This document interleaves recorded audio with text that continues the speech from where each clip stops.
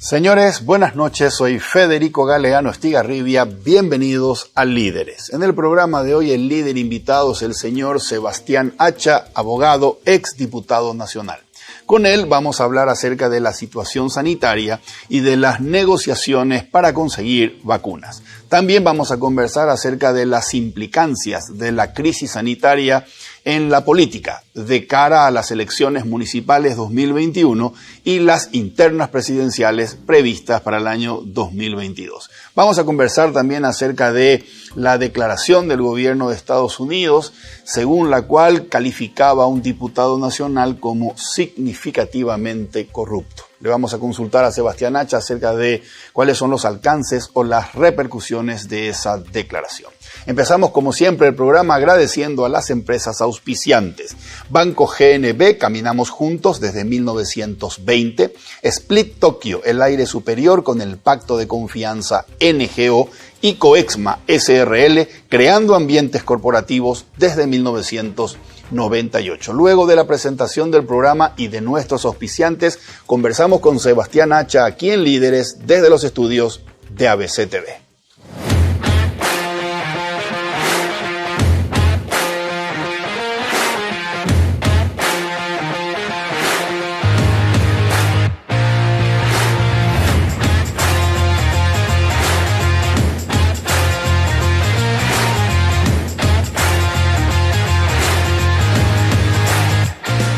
Líderes es presentado por Banco GNB, caminamos juntos desde 1920.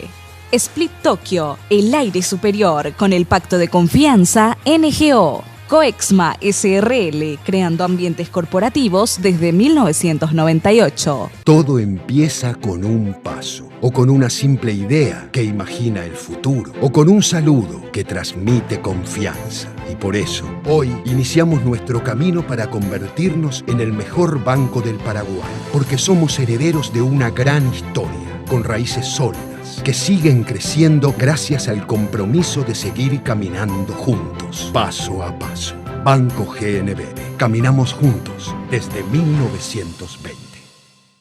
Este Split no viene del futuro, pero parece. Su poderoso motor de 4 velocidades lleva el aire más lejos con la función iClean, que elimina restos de agua del evaporador, y iFeel para mayor confort. Frío en menos tiempo, aire más limpio. Algunos dirán que este Split tiene aires de superioridad, y tienen razón. Split Tokyo Extends, el aire superior.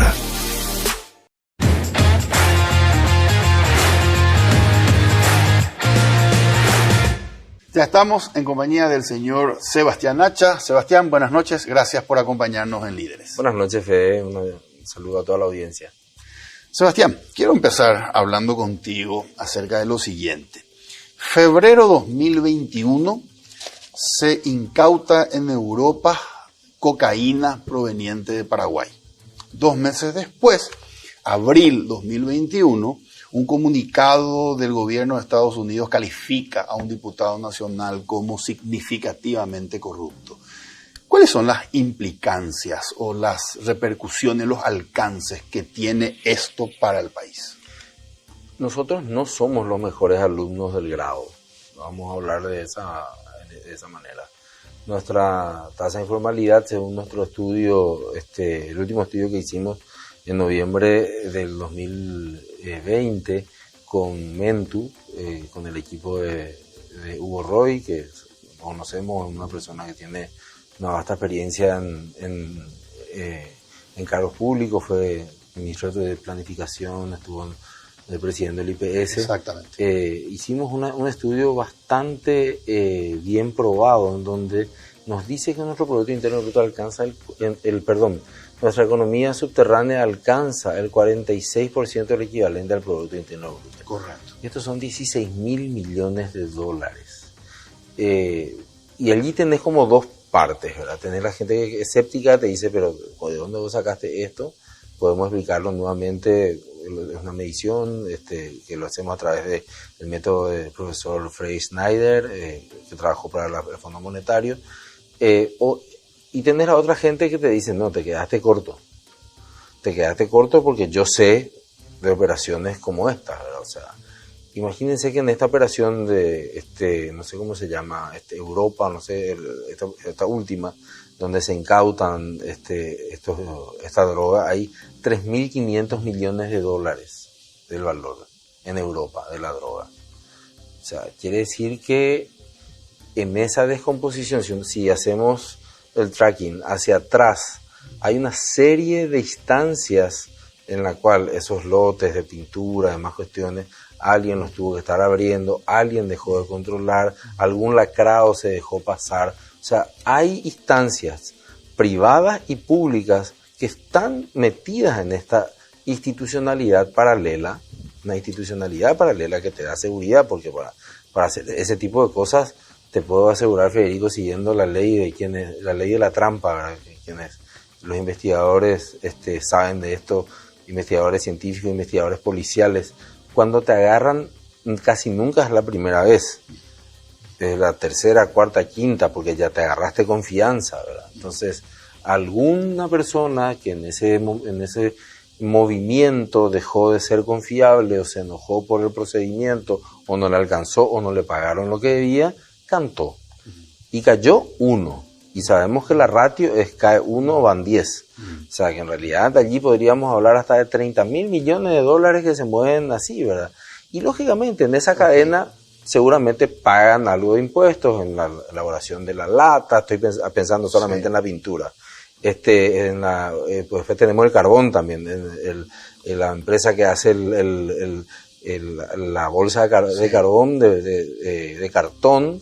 No está pensando que adentro va a ir droga, pero correcto, lo hizo, entonces se pagó el IVA. O sea, deberíamos tener algún día la capacidad de poder fraccionar cuánto o dónde ese negocio empieza a disparar hacia abajo, hacia la informalidad, sí, ¿verdad?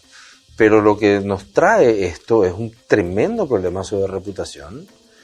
Lo que nos trae esto en términos económicos reales e inmediatos es una señal de riesgo sobre nuestros bonos hoy colocados en el mercado internacional, que hacen lógicamente que las tasas, aquellas preferenciales de 4, 5 y demás que agarremos, el mercado en este momento esté midiendo con otros ojos, y hace que nos tengamos que plantear una serie de cuestiones como, por ejemplo, cómo encaramos a la corrupción.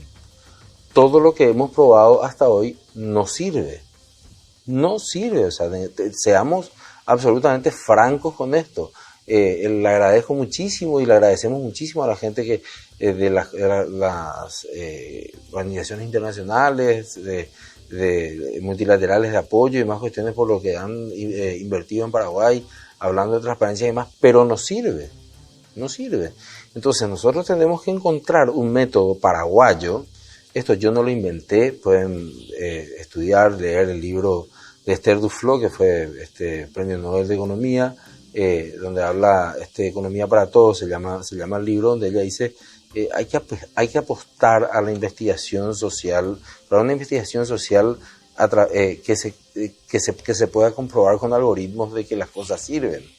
No una investigación social de supuestos que yo me meto en la cabeza y llevo a conclusiones que son finalmente un sesgo de lo que yo creo, sino que en realidad que me pueda comprobar la ciencia. Por ejemplo, ella comprobó de que dar un plato de lentejas a las familias de una localidad africana, okay, era mucho más efectivo que pagarle la escuela a los chicos, por ejemplo, ¿verdad? Y después en el final de esa investigación que se hizo en África, descubrió que hablar con los padres, okay, sobre las bondades de la educación aumentaba hasta casi en un 200% de la presencialidad de los niños en la escuela hasta el final del ciclo escolar. O sea, las cosas que nosotros pensamos hoy, el putubó y demás cuestiones, son herramientas que ya están en proceso de desaparición, porque nosotros no podemos sentirnos orgullosos porque en los procesos, en los sistemas de ayuda hay cada vez más gente. los gobiernos vienen y te dicen, no, sabes que aumentamos el Putibó o no sé, Tecoponá, y en vez de 90.000 beneficiarios ahora tenemos 120.000, pero entonces es un fracaso, porque la idea original era que esos productos, esos proyectos, iban a ayudar a que estos 90.000 primeros beneficiarios salgan de la pobreza y vos vayas disminuyendo entonces la cantidad de gente. Bueno, hoy tenemos un cisma mundial que se llama COVID y que obviamente nos descompone absolutamente todos los números. Ahora, si nosotros vamos a esperar que la OMS o la OPS, a través de sus mecanismos que han demostrado una enorme, pero enorme eficiencia, como COVAX, nos provean de las vacunas que pagamos y que todavía no llegan, obviamente eso es un problema. Y es un problema muy grave político también, porque va a hacer surgir nacionalismos que te van a decir, no, en realidad a mí no me interesan más los procesos de integración, sálvese quien pueda y me importa un pito lo que le pasa a mi vecino.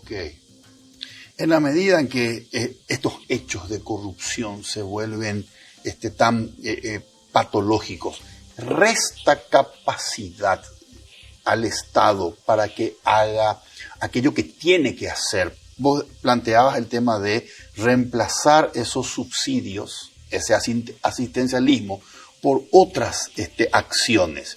Pero para eso tiene que haber un Estado que esté enchufado en la tarea que tiene que hacer. Lo corrupto resta energía, resta recursos, resta tiempo para hacer esto. Por supuesto, porque lo que resta es credibilidad en el aparato estatal y genera una división inconsciente en una confianza hacia cualquier iniciativa que no venga de lo público. Hemos visto en redes hace unas semanas nada más que un chico y su familia están dando de comer, no sé, por lo menos a 2.000 personas diariamente que son familiares de las personas que están con COVID en los centros de internación, cosa que no pudo hacer un conglomerado de 300.000 funcionarios públicos que tenemos. Lógico, uno se pregunta, ¿el Estado tiene que hacer asistencialismo? La respuesta es no. Ahora, el Estado tiene, la Secretaría de Emergencia Nacional no es una crítica al ministro, la DIVEN no es una crítica al director de DIVEN, el Ministerio de Desarrollo Social no es una crítica al ministro, pero no funcionamos como Estado. El Estado es altamente ineficiente, no por voluntad de sus actores, sino por la misma estructura que tiene. Entonces uno ve que el sector privado al moverse tiene mayor credibilidad, al tener mayor credibilidad la gente ayuda a estas personas, y si quizá ese llamado hubiese venido de alguna institución pública, hubiese disminuido eso. Entonces después cuando nos preguntamos en su conjunto, parece que somos esquizofrénicos, ¿verdad? En su conjunto nos preguntamos ¿por qué la gente no quiere pagar impuestos? ¿Por qué la gente no cree en el Estado? Y papá, porque vos estás teniendo a un diputado que tiene conexiones con el narcotráfico, que la embajada del país más poderoso del mundo, te guste o no te guste, está diciendo que no le va a dar visa para que se puedan ir a Disney y sus hijos con toda la plata que pueda tener. Entonces finalmente quiere decir que algo estamos haciendo mal. Hagamos la prueba ácida. ¿Por qué el gobierno de Estados Unidos nos tiene que decir a nosotros qué está bien y qué está mal? Tampoco tenemos autoridad, ni tampoco tenemos un desarrollo de nuestra política exterior como para que nosotros podamos señalar y decir que sí, sabes que a nosotros nadie nos va a decir esto, porque en el fondo sabemos todos cómo se maneja también la justicia en este país. Entonces, son como dos. Es como que nuestro cerebro, que a mí me apasiona estudiar sobre el cerebro, hay un video muy interesante donde una periodista norteamericana hace una entrevista a Yuval Harari, uno de los pensadores más importantes de la actualidad, y a Daniel Kahneman, premio Nobel de Economía del año 2002, pero psicólogo, y hablan sobre el tema de qué mundo nos queda después de la pandemia. Y a mí lo que me llama mucho la atención que los dos dicen es, en realidad yo no creo que vaya a cambiar mucho, dice Kahneman, pero lo que va a cambiar en cierta manera es la visión que tenemos sobre la efectividad global de la acción. Porque en esa disquisición, y que todos tenemos el cerebro partido, el parece el lóbulo izquierdo hace una cosa, el lóbulo derecho está pensando en otra cosa, pensamos, ¿por qué tenemos un país tan corrupto y no me gustan los parlamentarios y no me gustan esto? Pero por otro lado, vos ves que hay un 46% de la economía que es informal. Y en ese 46% de la economía que es informal, estamos todos. Okay. Aunque yo pago mis impuestos, acabo de estar desangrando por haber pagado mi impuesto a la renta personal y demás, pero todos en algún momento compramos sin pedir factura o compramos una fruta en la calle. O sea, no es una línea demasiado recta esa. Correcto.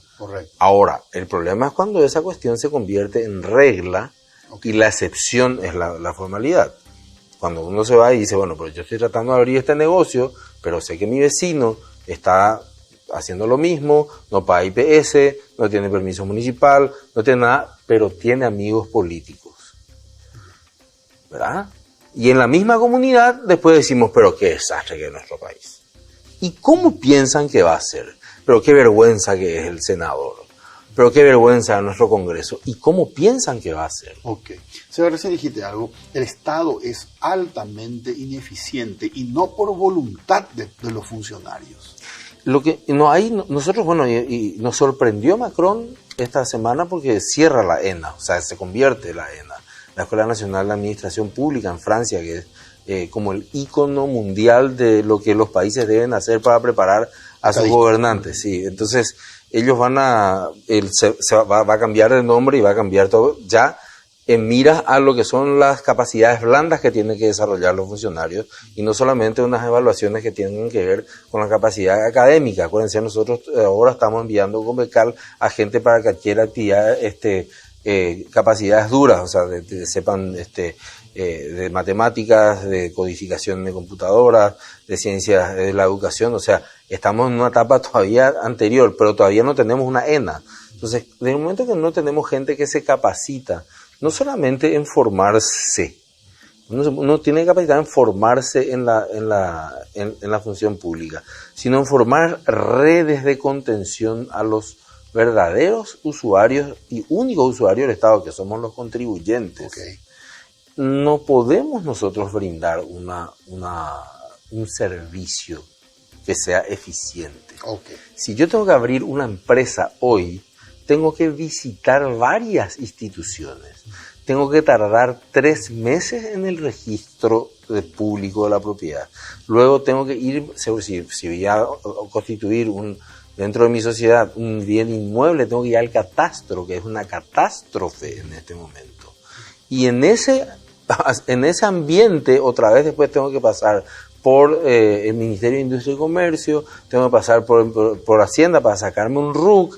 Y entonces, para quienes trabajamos en esto, en asesorías a empresas y demás cuestiones, tratamos de reducir el nivel de impacto de aterrizaje de empresas que quieren abrir aquí y apuestan a Paraguay, okay, porque encima después no le atienden el teléfono.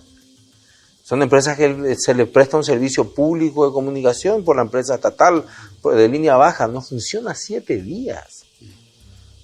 Entonces, lógico, el presidente de esa institución tiene preparación, estudió en el extranjero, es excelente, pero toda su plana de ahí abajo está acostumbrada a retirarse a la 1 de la tarde, o sea que después de la 1 vos no puedes hacer absolutamente nada, no te puedes enfermar, no se te puede cortar el teléfono, no se te puede cortar el suministro de energía eléctrica, porque no están motivados, no hay una capacitación en liderazgos y en habilidades blandas de empatía y construcción de equipos. No se conocen, entonces la información que tengo yo acá, ¿por qué la tengo que compartir con la otra institución? Entonces yo tengo que ir a declarar en IPS todo lo que tengo, después tengo que volver a ir a declarar la misma cosa en el Ministerio de Trabajo. ¿Y por qué no comparten la base de datos? Después tengo que ir a declarar otra vez la misma cosa en la SED, pero ¿por qué no tenemos una base de datos? Y después tengo que sacarme la chapa, y la chapa tiene la municipalidad. Entonces, ¿pero por qué no hay una base de datos municipal unificada para saber todas las chapas, de manera que cuando te multen en la ruta, no te quieran coimear, sino que le digas, ¿sabes qué? Agregame nomás a mi próximo impuesto nacional o el que pague? Porque es la única forma que te pueden agarrar. Y te digo por qué. porque no se quiere. O sea, ese es el tema. Ahora, la pregunta es, ¿cómo hacemos para que se quiera? Y allí, en la academia pensamos muchas cosas. Están el tema de los estímulos, que habla Kahneman, habla Thaler, habla Dan Ariely, y habla otro Esther Duflo. Está el tema de la punición, que hay papers muy interesantes, presentó uno de ellos el doctor Gerardo Blanco hace poco, que es el tema de las puniciones colectivas, las puniciones individuales, que es muy interesante para diseñar políticas públicas. O sea, un investigador paraguayo, hoy en día consejero de Itaipú, y que es un aporte muy importante al derecho finalmente, ¿verdad? Sí. Pero también pensamos en hacer un acuerdo social, disminuir o aumentar nuestra tolerancia a ciertos niveles de corrupción. Y yo me imagino en este momento en la casa estarán así, como, ¿qué va a decir este tipo? Y voy a dar el ejemplo de los Estados Unidos y la vacunación. La vacunación en los Estados Unidos es para ciudadanos norteamericanos. Pero sin embargo, 2.400 paraguayos ya se fueron a vacunar, por lo menos.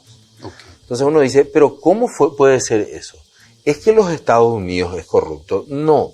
Es como dicen Acemoglu y Robinson en su libro, ¿Por qué fracasan los países? Es porque los Estados Unidos tienen normas flexibles, pero de cumplimiento rígido. En cambio aquí, por suerte, se borró el tuit. El Ministerio de Salud le respondió a los extranjeros residentes que en realidad tendrían que consultar con las embajadas. Eso fue una barbaridad, pero por suerte borraron rápido eso. Pero quedó ahí como que nuevamente el tema, no tenemos una respuesta global ni una visión global de que hay luminarias dentro de la administración pública, pero esas luminarias no pueden trabajar. ¿Cómo es eso de normas flexibles? Normas flexibles de cumplimiento rígido. Entonces, ¿qué hacen los americanos? Los americanos, con su pragmatismo que le caracteriza siempre al derecho anglosajón, dicen, bueno, acá viene un tipo que tiene una cuenta en Estados Unidos, no está haciendo ganar cierta plata, o tiene un inmueble. Cierto. Entonces, quiere decir que tiene una inversión acá. No, es residente. Aunque me traiga acá ahora o a uso título de propiedad, yo sé que son. Pero, ¿cuál es el bien mayor? El bien mayor es que este tipo va a estar circulando por los Estados Unidos. Y si yo no le inoculo, él va a seguir contagiando. Entonces, que venga nomás. Ese es un principio muy claro de lo que Acemoglu y Robinson llaman normas flexibles de cumplimiento rígido. Correcto. Aquí en el Paraguay tenemos una norma rígida, pero de cumplimiento flexible.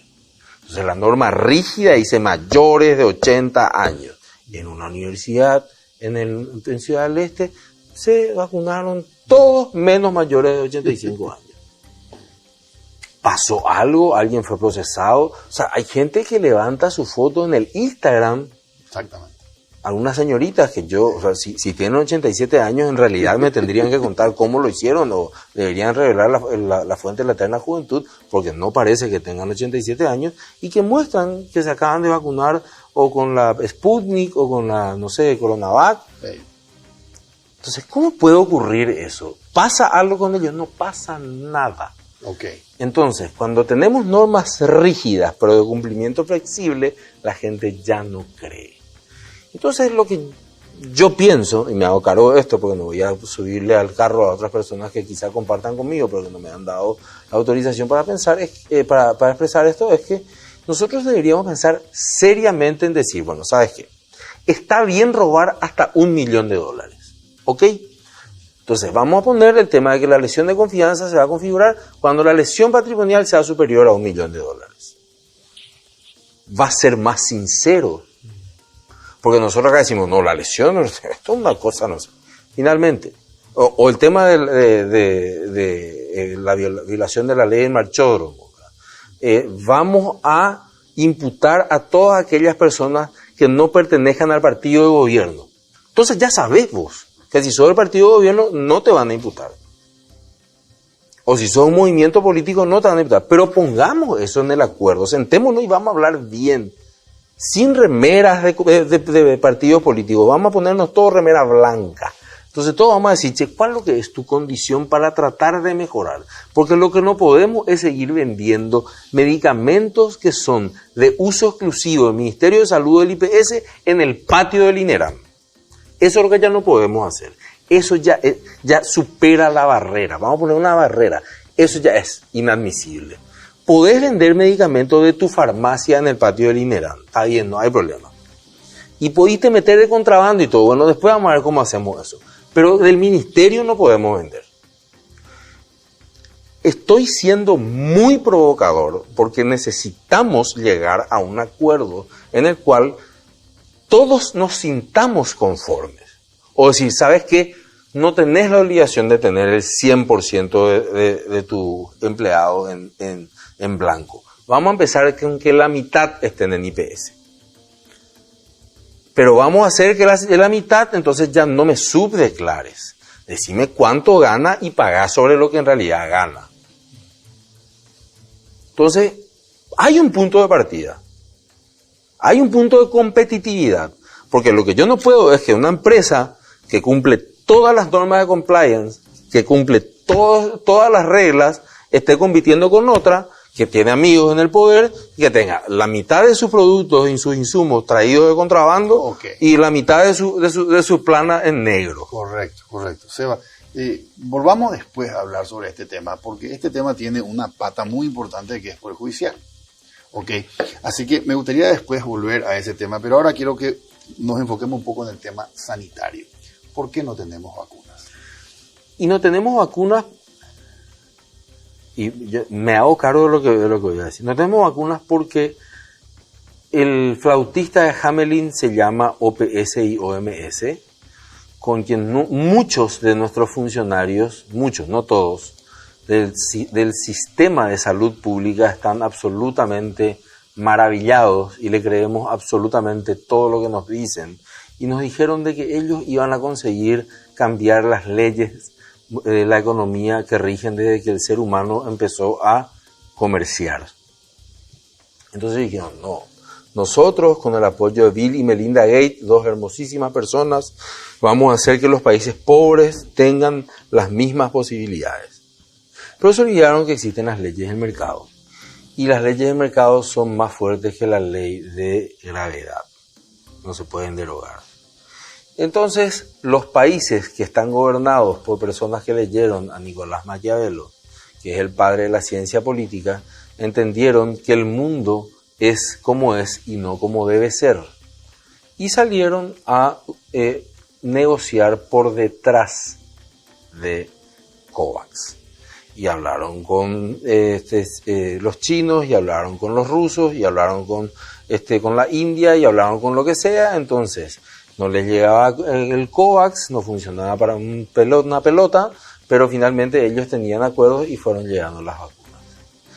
Hay una cosa, y voy a citarla porque lo dijo públicamente, la senadora de Cire Masi en mayo del año pasado ya dijo en el Pleno, ahora hay que empezar a negociar las vacunas.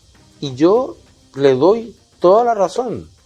Podemos discrepar en mil cosas con Desiree, pero ella tenía toda la razón. Y lo dijo. Los países que hoy en día tienen vacuna empezaron a negociar por fuera del COVAX en mayo, por lo menos, del año pasado. Nosotros, no. Entonces, ¿qué tenemos ahora? Declaraciones de altos funcionarios que te dicen, estamos impresionados de lo que es la inhumanidad de los laboratorios, el egoísmo de los laboratorios. O sea, yo le quiero decir, flaco, el mundo es así. ¿O qué pensás? Que los tipos invirtieron cientos de miles de millones de dólares para lograr en un año una vacuna, cosa que no se vio en la historia de la humanidad, y vos vas a hacer pucherito y te van a dar la vacuna. O sea, el mundo no funciona así. Discúlpenme, le pido disculpas a la gente que está viendo. Yo no estoy diciendo lo que quiero que pase, estoy diciendo las cosas como son. A nosotros nos han ofrecido comprar en pozo. ¿Qué significa eso? Yo te voy a vender pero ahora me tenés que poner la plata para que cuando salga yo te reserve. No queremos, porque nosotros estamos con COVAX súper felices porque la OPS es la panacea del mundo. Sobre todo confiando en una institución que depende de la OMS, que la pifió todas. Cierto. Y que no ha tenido la fuerza ni siquiera para condenar a China como gran responsable de esto. Pero se fija en Brasil y ahora en la India, que son una barbaridad, porque es un genocidio y no sé qué. Y China no le deja entrar a los especialistas de la OMS. Genial. Pero lo que pasa es que China es el Big Boss en este momento y tiene la plata en el bolsillo, entonces nadie le jode a China. Correcto. Sebastián, entonces, el tema COVAX no funcionó por leyes del mercado. Algunos le llaman antisolidaridad, le llaman, en realidad son leyes del mercado. Leyes del mercado que en un nivel gubernamental no podés permitirte pensar de que un país te va a regalar algo, porque los países no tienen amigos, tienen socios. Y eso tenemos que entender. Yo estoy convencido que en la Academia Diplomática eso le enseñan en la primera clase. Okay. Pero el problema es que las personas que toman la decisión, volvemos a la organicidad y al funcionamiento sistémico del Estado, ha fracasado rotundamente. Ok. Independientemente al fracaso del mecanismo COVAX, hubo una inacción, como vos dijiste, ya a mediados del año pasado. Independientemente a tener vacunas compradas vía COVAX, había que tener el plan B, que era la negociación directa. Así mismo es. Y en esa negociación directa nosotros bailábamos con una de las más feas, porque como no tenemos relaciones con China, y China produce alrededor de 6 millones de vacunas por día en una fábrica, entonces sabíamos que los chinos no iban a traer, o sea, jugábamos ya con un proveedor menos. Y yo no creo en las brujas, pero que las hay, nos han extorsionado para no darnos las vacunas chinas. Nos han sujeto a decir, ¿sabes qué? Bueno, ustedes son amigos de Taiwán. Quédense con ellos. Quédense con ellos. Y no lo digo yo, Federico. Le hizo una pregunta una periodista de Bloomberg a la vocera de la Cancillería de Beijing en Beijing hace un mes atrás. Y le dijo, ustedes están jugando geopolítica con el Paraguay.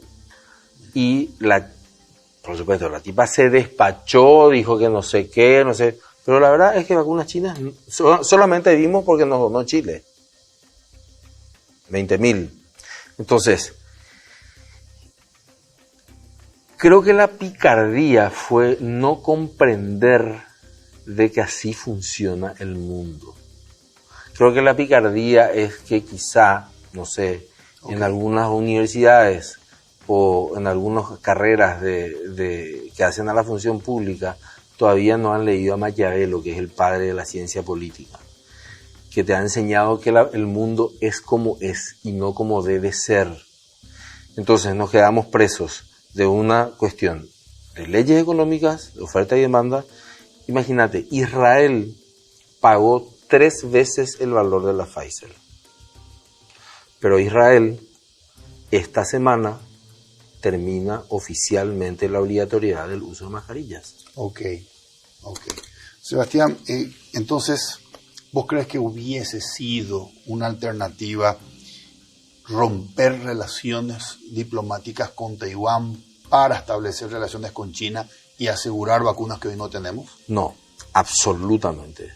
Me parece, y hablamos siempre de supuestos, me parece que si esa bastante probable, pero no comprobada, acción de China fue expresada en esos términos, exactamente, hubiese sido tan vil como la posición de Taiwán de decirnos que no querían que compremos vacunas de China. Y eso se ha dicho, o sea, okay, no lo he dicho yo, creo que lo dijo, no sé, el embajador de Taiwán o el canciller de Taiwán, o lo han dicho. Y si ese fue el caso, ¿qué le responderías si yo te digo, es muy fácil lo que tenés que hacer, tenés que romper relaciones con él y mañana yo te voy a enviar 6 millones de dosis?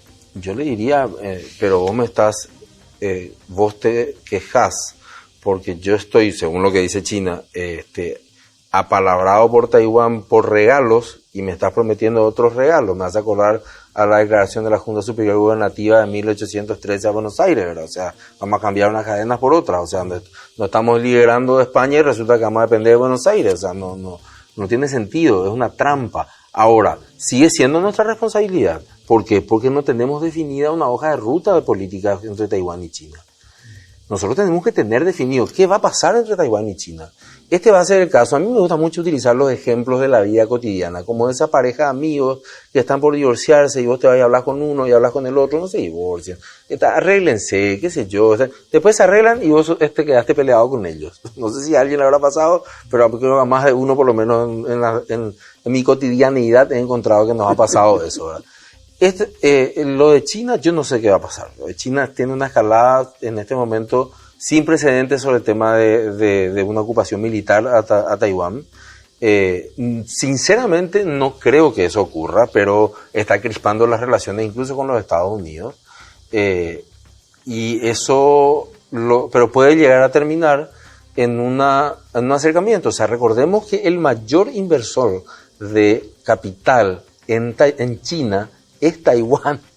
O sea, lo que nosotros vemos son los fuegos de artificio, las cuestiones diplomáticas, militares, el cruce de palabras y demás, es una cuestión, yo te diría, un acting político. Okay. Pero hay vuelos diarios, o sea, las familias se reencontraron ya hace mucho, o sea, por debajo hay una relación muy sólida entre Taiwán y China. Entonces, okay. ¿Qué es lo que ha ocurrido, Fede, que todavía nosotros no podemos definir? ¿Qué es lo que le vamos a plantear a Taiwán? Hace poco un ex ministro de Hacienda tuiteó un tuit, Federico. Dijo, yo no sé por qué Taiwán no nos compra carne de cerdo. Al otro día se habilitaron, no sé, poco, pero se habilitó el mercado de cerdos para la carne paraguaya. Okay. O sea, un tuit. Y tenemos una cancillería en la cual no nos podemos imaginar qué más le podemos pedir. O sea, volvamos a mayo. Volvamos a mayo del año pasado. Si en mayo del año pasado nosotros le decíamos a Taiwán, che, compren, no, pues la Covaxin o la Sinovac o la que... No, Sinovac no van a usar ellos porque es de China. O la Moderna o la Pfizer o la que fuera. Yo te aseguro que Taiwán nos iba a dar. El problema es que no sabemos qué pedirle.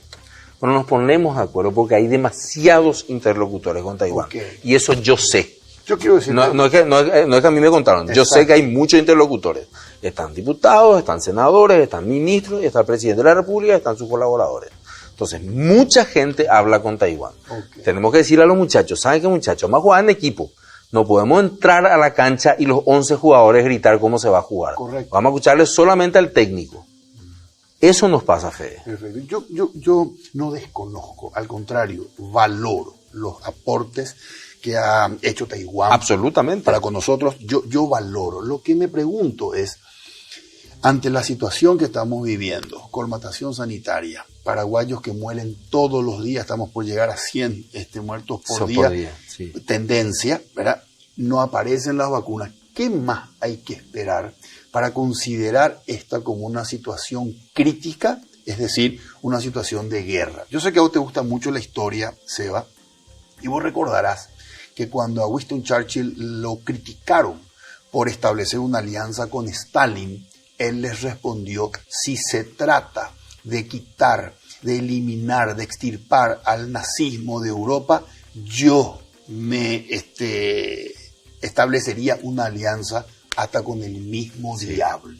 Entonces, no se trata de que yo no valore las relaciones con Taiwán, se trata de que Taiwán posiblemente no tenga algo que en este momento se considera interés supremo para la nación, las vacunas. ¿Puede una relación privarme de lo que yo considero interés supremo? No estamos hablando de vender carne de chancho ni carne de bobo, estamos hablando de vida humana. De vida humana, estamos hablando de si se trata de salvar a mi población, a mi nación de la muerte de esta pandemia. Yo establecería alianza hasta con el mismo diablo. Mira, nuestra balanza comercial, si no me equivoco, con China Popular anualmente es de 3.500 millones de dólares. Nosotros estamos hablando de que 3 millones de vacunas son 100 millones de dólares. Okay. O sea, este no es un tema económico, evidentemente. Podemos importar heladeras, motos. Como siempre le digo a los muchachos cuando estamos reunidos en algún lugar o cuando, dentro de mi burbuja, mis hermanos y mis vecinos, vivimos en casas conjuntas, le digo, miremos todo lo que está alrededor, todo es chino. O sea, el celular que tenemos aquí sobre la mesa es chino, pero resulta que no podemos traer vacuna para salvar a la gente. Volvemos al tema. Nosotros no sabemos qué queremos. Ese es nuestro problema. Yo no le quiero culpar ni a Taiwán, ni a China, ni a los Estados Unidos. Quiero que nosotros empecemos por abordar nuestros problemas. ¿Qué queremos los paraguayos? ¿Qué queremos? Preguntémonos. ¿Queremos realmente salvarle a la gente? ¿Queremos realmente salvar el negocio? Estamos haciendo una ruta de 150 kilómetros, ya tiene la ruta del corredor bioceánico. Es como la vena, es como la arteria principal que va a dar vida a toda una nueva zona del Chaco, y acabamos de matar el motor, porque suspendimos la contratación del puente. Yo digo, ¿quién toma estas decisiones? Cuando hay otras obras, si estamos hablando de obras, porque yo no cortaría obras, porque dan mano de obra, valga la redundancia. Pero necesita la plata. Pero tenés otros fondos. O sea, ¿dónde tenés fondos? Y bueno, mira, caña paraguaya te cuesta 36.000 millones de guaraníes al año. El ferrocarril te cuesta 15.000 millones de guaraníes al año. ¿Me puedes decir qué hacemos nosotros produciendo caña y teniendo un ferrocarril que no existe? El problema es que el costo político de decirle a la gente, ¿saben qué, muchachos? Se tienen que ir a trabajar en serio. Es muy alto en este país. Ok. Entonces, pero ya que estamos, hablemos con Taiwán y digámosle, miren, nosotros necesitamos que ustedes vengan y inviertan en el ferrocarril. Háganos el ferrocarril. Porque o si no, nosotros vamos a ir con China. Disculpen que estoy contando el secreto. Correcto. Estoy contando el secreto. O sea, me imagino que no va a ser tan así, ¿verdad? Y yo me imagino que por más que sé varias idas y venidas, hay muchísimas cosas que yo no sé de esa colaboración que estábamos hablando. Correcto. Pero llama la atención al mundo de que Taiwán nos haya regalado el Congreso y la Cancillería. Entonces, cuando reclamamos la soberanía de las binacionales y más cuestiones, creo que hay otras soberanías que tendríamos que preocuparnos por cuidar también, ¿verdad? Entonces, no quiero dejar de responderte porque le di vueltas al tema.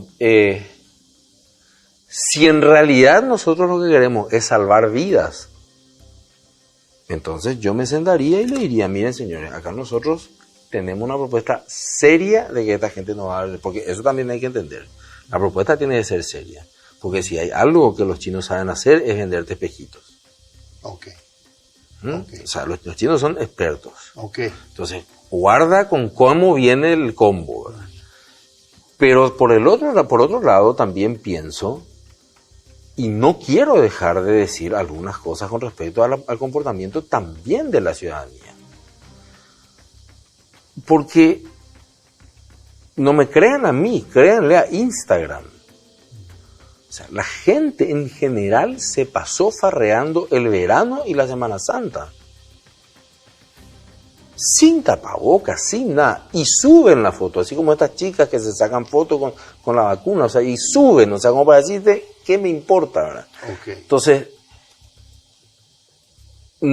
hay una cuota de responsabilidad importante del gobierno, pero hay una cuota también de la sociedad en la cual finalmente te dice, sí, no, pero sabes que estoy podrido de estar encerrado. Perfecto. Es cierto.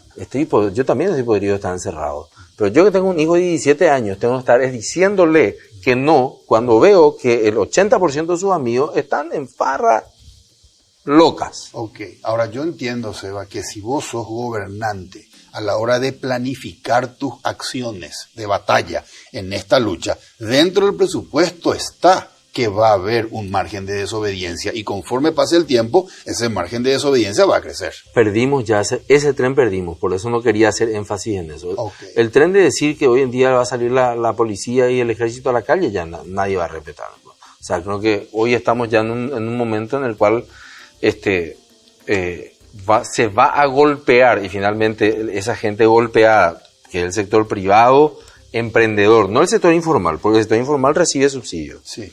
Pero el sector golpeado, que tuvo que hacer suspensiones de contrato de trabajo, que tuvieron que tener inspecciones del ministerio, que tuvieron que soportar sumarios, ellos no han recibido ningún tipo de subsidio. Exactamente. Y el funcionario público finalmente va a trabajar o no va a trabajar, o va a hacer home office y va a cobrar exactamente su salario igual a fin de mes, con sus bonificaciones. Entonces, hay un principio de desigualdad en que el Estado debe intervenir. Okay. Cuando Luis Lacalle Pou, que es un tipo que es nieto y hijo del expresidente de la República del Uruguay, obviamente una persona absolutamente preparada, empieza la pandemia y dice, recorto los salarios del 20% a las personas que ganen más de esto, él ya ganó la batalla. ¿Por qué? Porque dijo, el sector público demuestra que empatía con el sector privado. Entonces, ¿cómo no vas a querer ayudarle a un presidente que toma ese tipo de decisiones? Obviamente aquí no se puede tomar esa cantidad de decisiones por una disfunción también institucional de los partidos. Los partidos hoy en día ya no representan una sola idea.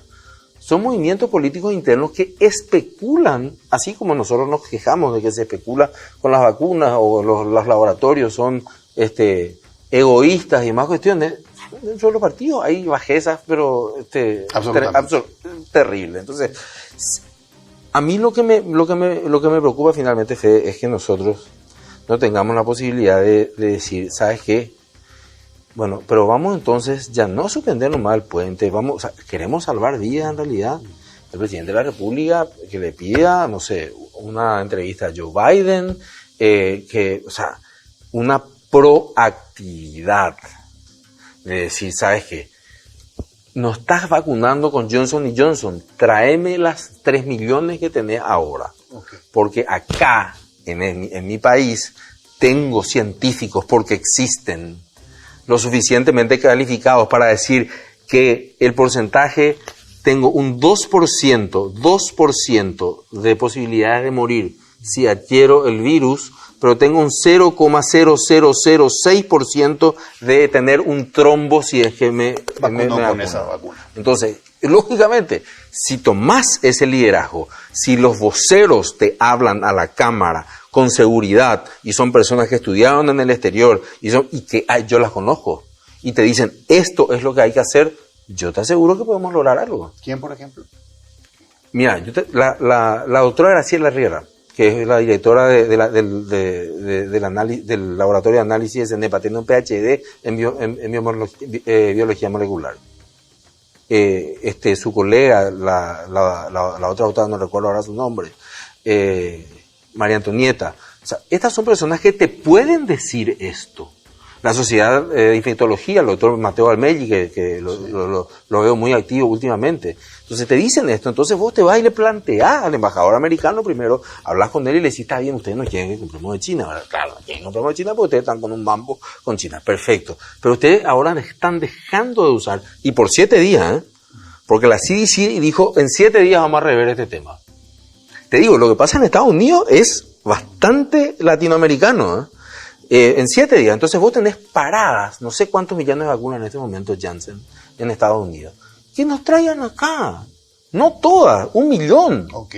¿Las compramos o le pedimos que nos donen? No, le compramos. Okay. Porque ya que paramos la obra, paremos la otra obra también, la del puente de Chaco. Y entonces tomamos la decisión, paramos entonces toda la obra, muchachos, y le salvamos a nuestra gente. Pero no vamos a hacer la parada selectiva. Paro aquella, pero esta no, porque acá tengo que seguir y allá no. ¿Por qué tengo que seguir acá y allá no? ¿O por qué yo tengo que hacer los ojos ciegos con respecto al tema de la vacunación en tal lado y a los otros le caigo con todo y le abro un sumario no sé cuántas cosas? Correcto. Entonces, la inequidad finalmente, okay. Y es una cuestión, para mí es una cuestión de las centrales, porque todo el mundo habla de inequidad, está de moda. Desde que Piketty descubrió que en Francia existe inequidad, todo el mundo habla de inequidad. ¿Sinónimo de desigualdad? Sinónimo de desigualdad, exactamente. La desigualdad, porque los franceses pues descubrieron ahora que existe desigualdad. Entonces Piketty escribió un libro, que es Capital del siglo XXI, y todo el mundo está loco con el tema de la desigualdad. La desigualdad existió siempre. O sea, yo no me enojo porque Jeff Bezos gana probablemente, no, Elon Musk gana probablemente $1 millón por minuto más que yo. Esa es una desigualdad. Pero al contrario, yo quiero que venga este hombre porque tiene una virtud y un mérito que yo no tengo, que es el de ganar dinero, y me parece fabuloso. Correcto. ¿Esa es una desigualdad? Es una desigualdad. Pero a mí no me molesta la desigualdad. Lo que me molesta sí es la pobreza. Y ahí se confunde la desigualdad con la pobreza. Correcto. Y aparte hay una desigualdad que puede ser la desigualdad de Elon Musk o de Jeff Bezos, y otra es la que vos mencionaste, los funcionarios públicos. Exacto. Con el dinero de la recaudación tributaria. Y ahí voy a lo que vos dijiste, la desigualdad que surge del poder judicial, en el cual miran a ver qué dicen los líderes políticos para ver cómo se va a dictar una sentencia. Exactamente. Esa es la desigualdad que nos hace miserables. Exactamente. Sebastián, quiero preguntarte lo siguiente. En estos últimos, la semana pasada y esta semana se está hablando mucho de proyectos de ley para tratar de que el gobierno tenga disponibilidad de dinero ante la necesidad de medicamentos. Y surgen proyectos de ley como por ejemplo COVID, gasto cero, o que los presupuestos, los gastos socioambientales de las binacionales puedan ser utilizados desde el Poder Ejecutivo. Cuando yo veo los periódicos y me entero al respecto, me surge la siguiente duda. ¿Cuánto por ciento de estos proyectos de ley realmente representan un interés de los diputados y senadores respecto a un problema de salud pública grave? ¿Y cuánto por ciento es oportunismo para la tribuna? Gonzalo Quintana siempre me decía, las decisiones políticas no son buenas ni malas, son correctas o incorrectas. Y para ser correctas tienen que ser necesarias, convenientes y oportunas. Acá lo que vemos mucho es la oportunidad. Vemos mucho la necesidad. Pero son convenientes. Yo me pregunto, a un gobierno que no supo manejar 1.600 millones de dólares y que todos los quienes están aprobando más recursos para el Estado coinciden, porque digo todos porque son los mismos que critican al Estado, están diciendo que le vamos a dar más plata a un Estado ineficiente, me pregunto, ¿desde cuándo vos tenés un gerente que es ineficiente y resolvés en tu asamblea darle más presupuesto para el año siguiente? O sea, lo primero que hace es tratar de ver qué está pasando con ese gerente, ¿verdad? Lo que me impresiona, Federico, en este tema, más allá de que yo creo que va a haber un 50-50, un 50% de oportunismo, digo que no es conveniente, en ningún caso. Para mí es una decisión incorrecta. Una decisión incorrecta decir que el Estado va a pagar la terapia intensiva de las personas que estuvieron involucradas en eso. Va a reembolsar el gasto de bolsillo. Porque ¿y por qué no a las personas que estuvieron 30 días en una cama normal en el INERAM? O sea, ahí empezamos con las leyes especiales. Charles de Secondat, barón de Montesquieu, en su libro El espíritu de las leyes, decía que la ley tiene que ser como la muerte, igual para todos. Por eso es que en derecho a los abogados nos enseñaron de que las normas tienen que ser generales, perennes y de aplicación irrestricta a todos por igual. Ok. Entonces, cuando uno empieza a hacer este tipo de cuestiones, te van a venir y te van a decir después, no, pero yo no soy víctima de COVID, pero mi hijo se cayó de la moto, se rompió la pierna y estuvo también, y por culpa del COVID, no tuvimos cama y se murió. Yo también quiero una indemnización. Entonces después sabes cómo va a terminar esto, y esto sí conozco muy bien en ampliaciones de esa ley. Modifícase el artículo 5, que entonces aparte de los enfermos de UTI también a los que estuvieron en el INERAM. Después van a decir, no, pero en el hospital de Ciudad del Este también hubo gente. Entonces se vuelve a modificar la ley. Es como la ley de royalties. La ley de royalties tiene 28 modificaciones, incluyendo nuevos municipios como beneficiarios de los royalties de Itaipú. O sea, yo conozco ya esta historia. Y sé que muchísima gente puede decir que soy un desalmado, que se trata de vidas humanas y demás. Pero yo les aseguro que ni les va a salvar la vida y ni va a salvar las finanzas de la patria. O sea, hay demasiados intermediarios que se van a quedar con este dinero y finalmente esto va a ser un desorden. Lo que sí te decía que me impresiona es la falta de creatividad que existe para este tipo de cuestiones. O sea, ¿por qué no convocamos finalmente a la asociación de sanatorios privados? Creo que así se llaman, tienen una asociación. Le convocamos a los terapistas y le preguntamos más o menos de cuánto estamos hablando.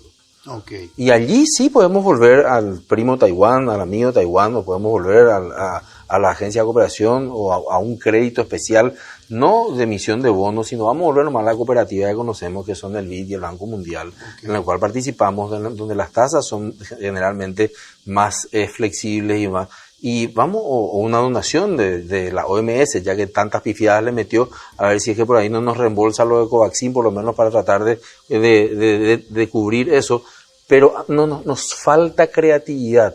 Nuestra lógica es decir, el gobierno mal administró 1.600 millones de dólares. Por eso yo le quiero dar 120 millones de dólares más. Entonces, sí, pero acá hay un problema de esquizofrenia social, ¿verdad? O sea, Sebastián, yo tengo que hacer una pausa y te voy a hacer una pregunta y me la respondes luego del corte.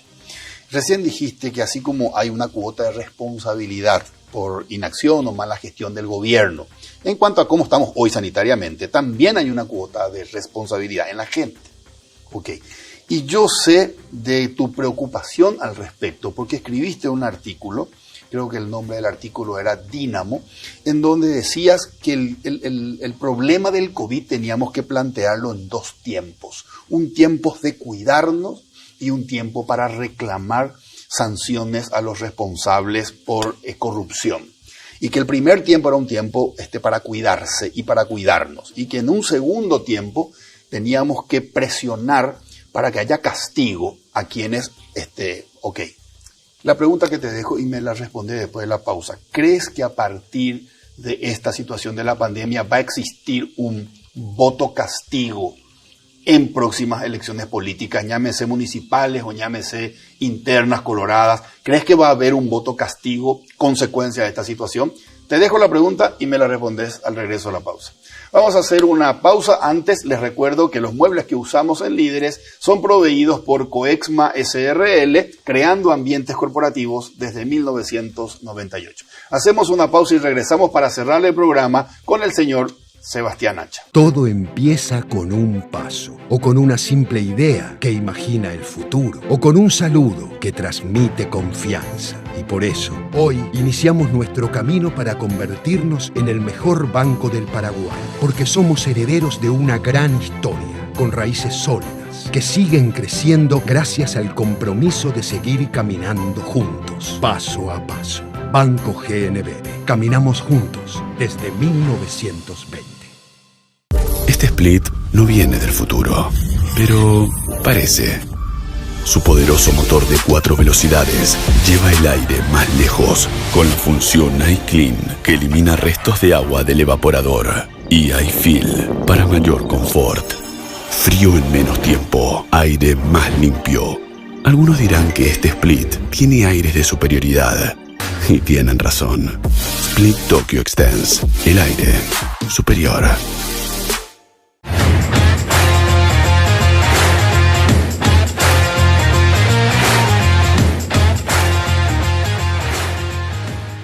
Seguimos con el señor Sebastián Acha. Sebastián, había quedado picando allí la pregunta acerca de si va a haber o no un efecto de voto castigo. Yo estimo que sí, por eso hay dirigentes importantes de ambos partidos tradicionales, a quienes han manifestado públicamente que les gustaría suspender hasta el 2023 las elecciones. Yo creo que no se deben suspender las elecciones. ¿Te referís a las elecciones municipales? Yo creo que ese deseo de suspender las elecciones es el temor que se tiene de recibir un voto castigo. Y me parece que primero ya no se puede, porque considero que es inconstitucional seguir prorrogando el mandato de los intendentes. Okay. Y en segundo lugar, creo que si va a ser así, es muy importante poner a prueba, siguiendo la operación Dínamo, si vamos a pasar o no factura política a las personas que no pudieron o no supieron aprovechar esta oportunidad para hacer bien las cosas. Sebastián, para que haya un voto castigo no debe haber una opción de contrapeso, un líder que represente a quienes tenemos que castigar. Las municipales tienen muchos líderes, por suerte, ¿verdad? Tienen liderazgos locales, tienen concejales y demás en los cuales pueden depositar su confianza, así sean porque sean gente nueva o porque sean gente buena. Okay. Y yo creo que por eso mismo es que no se deben suspender. Hay que hacer las elecciones municipales y podemos hacerlas. Lo ha hecho Perú, Chile tiene en noviembre, lo ha hecho Ecuador. Entonces, en tu opinión, ¿se viene un voto castigo? Yo creo que sí, se viene. Y si no se viene, bueno, entonces ahí volveremos a plantear el tema de cómo hay que encarar el tema de la corrupción, ¿verdad? Que es todo un capítulo aparte. Exactamente. Manejaste mal, entonces te doy más. Sí, ese es un tema que yo particularmente me supera, pero tiene mucho que ver con un mecanismo de recompensas cerebrales. El cerebro es todavía un gran misterio. Y lo vamos a tocar eso. Ojalá que explote. Un gustazo conversar contigo. Gracias, Seba. Igualmente, Fede, a vos y a toda la audiencia. Soy Federico Galeano Estigarribia. Esto fue Líderes. Buenas noches. Líderes fue presentado por Banco GNB. Caminamos juntos desde 1920. Split Tokyo, el aire superior, con el pacto de confianza NGO. Coexma SRL, creando ambientes corporativos desde 1998.